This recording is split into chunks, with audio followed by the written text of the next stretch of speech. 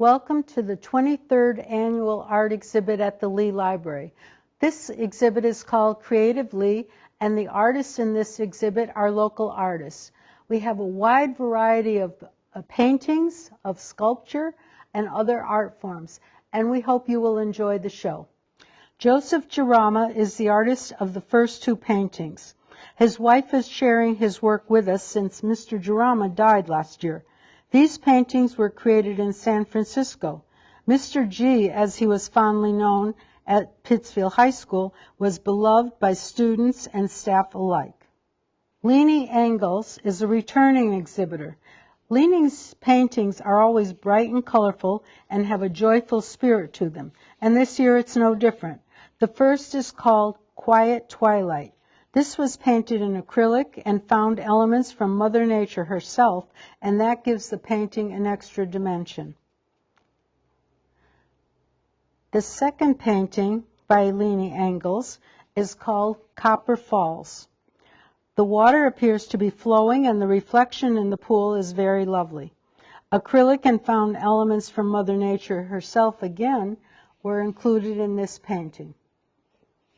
The next item is by Susan Hosford, who created a Christmas Advent calendar and the unique items that are to be hung on the calendar each day during the month of December. This was created for her grandson Tishan, and his name is also included on one of the very special ornaments. Deb White created a hand-decorated blue jean jacket with fringe and applique both on the front and back of this jacket. This decoration elevates a standard jean jacket to another level. Deb is also an accomplished knitter. Barbara Scalforo's entry in this exhibit is this beautiful clock. The face of the clock is decorated with beautiful and intricate crewel embroidery, which makes this a very special heirloom. The next items were brought in by Patricia DeGrigoli, who shares with us these pieces that come from the Girl Scouts fashion run from Troop 65244. The Girl Scouts created the garments and had a fashion show, and all the garments were created from newspaper. Avery Kuchar made the single dress, and the long dress was made by Avery Hopkins and Olivia McGuire. The other scouts that were involved in this project are Zephyr Smith, McKenna O'Brien, Maddie Hopkins, Veronica Osak, Mackenzie O'Brien, Lola Gordon Bloom, Allison Lauzon, and also Olivia McGuire. Our next item is by Brandon Boulay, and this is titled, With Great Power Comes Great Responsibility. Brandon Boulay is known to most people as Mr. Boulay, the art teacher at the grammar school. This is a papier-mâché sculpture of Spider-Man. The surface layer of Spider-Man are forms that he tore up and used to discipline in his art classes. And this Spider-Man makes quite the statement in this exhibit. Our next item in this exhibit is a painting in acrylics by Barbara Norton. The title is T'Challa Visiting the Ancestral Plane, and this is from the movie The Black Panther. This is from a Marvel comic and is a very dramatic scene with cats on the tree. The first work from Mary E. Healy is this painting of a bluebird titled Blue Boy. This painting was done in acrylic. William R. Hall Sr. captured icebreak on the Housatonic in late winter in this painting done in acrylics. The shades of blue in the ice and water gives the feeling of the coldness of this river at this time of the year. Doug Glenar, a new exhibitor this year, has titled his piece Boom. This is the perfect title for this explosion of color in the painting. In Joan L. Davidson's first piece, Rainbow Waterfall, which is done in oil, we see another artist's view of a waterfall. In this painting, the vertical strokes of the water carry us from the top to the bottom, and the surrounding colors give us a feeling of warmth and a very pleasant place to spend time. Barbara Norton's second painting in this show is titled African Elephant. Barbara has captured all the folds of skin and that give the elephant its texture, as well as the distinctive eye to make this a very striking painting. Joan L. Davidson's painting, The Family, shows a dad, his 6-year-old son, and their dog engaged with each other and having fun in their own universe. Joan notes that the repeated diagonal and right angle lines suggest a large three-dimensional open space and a strong rhythm that unify the image. The bright colors and patterns dance the eye in and around the canvas, creating a happy, memorable time. Bruce Laird has shared a collage in this exhibit, and this collage of colored blocks and words in several languages, along with other images that he has assembled, make a very intriguing piece. This piece invites the viewer to really look at the various levels, and this piece is called Collage for the Times. Doug Glenar's second painting is called The Mind's Eye. This is another abstract piece with bold images and bold colors that express the artist's vision, and this painting was done in acrylics. Mary Ann Fitzhugh, a member of the board of directors of the Lee Library, has presented us with a painting titled Songbird and Sunflowers, and this is done in watercolors. This is a delightful painting of sunflowers and the chickadee in the center, and it's probably a scene from her garden. Cindy Mathias has presented two pieces, both done with photography. The first is Fairy Woodland, and the other is titled Dreamscape. Both pieces give an imaginative view of the scene. In the dreamscape, the view appears to be actually moving as it might in a dream. Myron Hood always creates pieces that are distinctive. The first is Pine Needles and Comb Candle Holder. And Myron has included a statement along with his piece. And the statement is from Edith Wharton, who once said, "There are few ways of spreading light, to be the candle or the mirror that reflects it."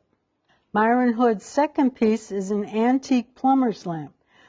There is also a quote that he has included with this piece, and it's from Ronald Reagan. "When you can't make them see the light, make them feel the heat." Bruce Laird's second piece is called We All Wait. I don't think there's a better way to express how we feel when we go through this. Bruce has included figures from all walks of life to illustrate his work, and the background gives a different view of how they are waiting. Sharon DeLorme's first piece in this show is titled Barn with Lilacs. Sharon is also a member of the Lee Library Board of Directors, and Sharon has a great love of barns and things out in farms like cows and fences, and this is a very special piece to her. And this shows a lovely scene from the spring with barn and lilacs. Sharon DeLorme's second piece is titled Vermont Hillside, and this is also painted in oil. This painting features a common scene in New England and also features some of Sharon's favorite subjects, which we've seen before. Mary Healy's second piece is titled Country Road, and this is painted in acrylics. We have another artist's view of a country road surrounded by white birch trees and the side of the road sprinkled with wildflowers, making a very pleasant scene. William R. Hall Sr. presents us with Calm Before the Storm. This is a wonderful seascape done in acrylics. In this painting, the shading of the water gives us the feeling of movement against the rocky shoreline as the tide is coming in. Mario Calori's first piece in this show is called A View, Ireland. This piece was based on a photograph Mario found in a magazine or a newspaper while he was in Ireland several years ago. He simply wanted to see if he could paint the scene as an oil painting, which could focus on the depth and distance and include some personal changes. The result is this scene filled with peace and beauty. The next piece is by Mary Ann Fitzhugh, and this is titled Springtime in South Lee. This painting was also inspired by a photo, and that photo was shot by Dave Simmons. Dave gave Mary Ann permission to paint this scene, and now we have a beautiful piece of work. Lauren Long's first piece in this show is called The Purple Sea. This is a stained glass piece accented with shells and a sand dollar, resulting in a piece that would recall many a time walking along the shore and collecting shells and wonderful memories. The second piece from Lauren Long is this sunflower stool. This is a mosaic with stained glass pieces, creating a unique and very special piece of furniture. The next piece is Mario Calori's second piece in the show, and it's called Upward Bound. And this is a very different kind of style from Mario's first piece that we just looked at. This piece is part of a series of abstract paintings Mario made during the past year. Because it is ascendant and colorful, for him it expresses a certain joy and hopefulness. He feels there is something optimistic about the piece, which is full of energy. Another new exhibitor this year is Angelique Monk. Her first piece, this close-up, is titled Look of Love, and it's photography printed on canvas. She has captured the expressive eyes and face and that look that dog lovers will spot right away. Angelique Monk's second piece is called The King's Day of Play, also photography. This photo also captures a special moment that is full of fun in the snow. And now we go to the kids' corner, and our first exhibitor in this is Christopher Smith, who's age 11. And this is called Summer Meadow. This is a vibrant piece with summer colors and spots of pink, representing perhaps some flowers that are starting to bloom.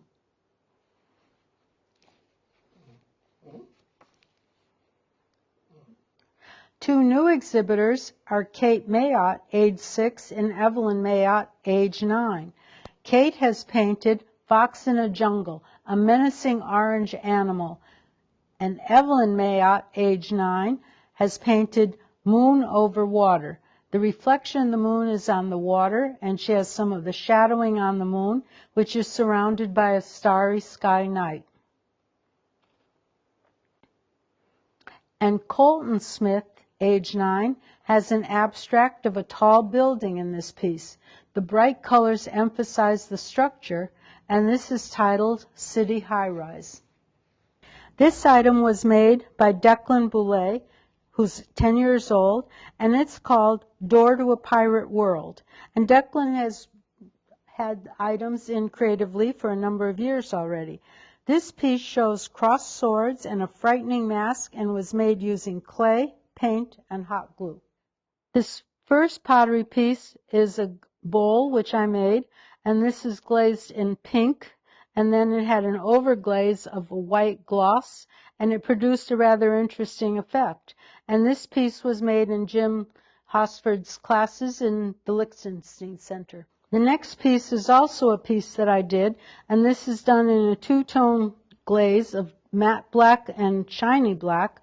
And as I was cutting out some carving on the outside of this piece, the pieces of clay stuck on, and so I chose to leave them there and then just glaze them in the shiny black to give it extra texture. This next piece was also thrown on the potter's wheel and is a spectacular large bowl. And if you've ever done any pottery, you know how difficult it is to use a large mass of clay to produce a large piece. And Jim Hosford has done a stunning job on this piece, and it is really wonderful. And this beautiful piece that Jim Hosford did is called a petal vase, and he's added petals all around the bottom of this piece. So you have 2 rows of petals that give it extra dimension, and the shape of this vase is absolutely beautiful and perfect for any flower arrangement or just to sit as it is. And Jim teaches at the Liechtenstein Center in Pittsfield. A new exhibitor this year is Glenn A. Viazzi, and he has created these pyrography and watercolor pieces. And the first one is called Usagi Yojimbo. And Usagi Yojimbo is a comic book series created by Stan Sakai. It's set primarily at the beginning of the Edo period of Japanese history and features anthropomorphic animals replacing humans. Usagi is Japanese for rabbit. Glenn A. Viazzi's second piece is Shinobu Kocho, again pyrography and watercolor, and Shinobu is a very powerful and skilled combatant. Now I'd like to introduce you to a very special guest who has created some absolutely gorgeous wood pieces for us. And he's going to talk about his work and how he got started. And this is Sam Sorrentino. Thank you so much for sharing with us, and thank you for talking about your pieces. You're welcome. Well, since we're in the library, in the gallery out back, we might as well start with a custom plate I made for Mary Philpott. I was commissioned to make this plate for her retirement party. So as you can see, this is a beautiful piece of tiger maple. And then I have a laser machine, and I was able to laser the original section of the library on the front of the plate. And it exceeded my expectations. It's just a really, really gorgeous piece and a beautiful piece of wood. So that, that's to start us. But just to introduce myself again, as Mary said, Sam Sorrentino, lifelong native of Lee. Took wood shop in high school, loved it. Became a lifelong hobby. Went to a local wood show down in Springfield at the Big E that's there, still there every year. And there was make your own pen. So you could make a free pen. And so I did, and my woodworking moved from furniture-based to almost exclusively turning. It's just something that I found really rewarding. So during the pandemic, I lost all my AV work, and so with not much to do, I opened up a little wood turning shop down in the center of Lee next to Joe's Diner. And so today we have a few pieces. These pieces we're going to talk about are actually in the show. So we'll go to the middle one here. This was a gift from my wife. I had a bracelet in there that I gave her. Actually, it was a brooch that I put in there. So this was part of the Christmas present, but it's a 3-piece medium. The bottom is maple burl. The top is Claro walnut, a very light Claro walnut, and then the finial and the pedestal are both made out of cherry and darkened with an ebonizing solution made of vinegar and steel wool. Actually, it reacts with the tannins in the wood, and it turns it a very dark color. It's just an old woodworker's trick. Not all woods work. It doesn't work with maples. It has to be a high tannin count in it for it to work. This next piece over here is another example of what the ebonizing can be. So this is an entirely cherry piece, the top being a cherry burl.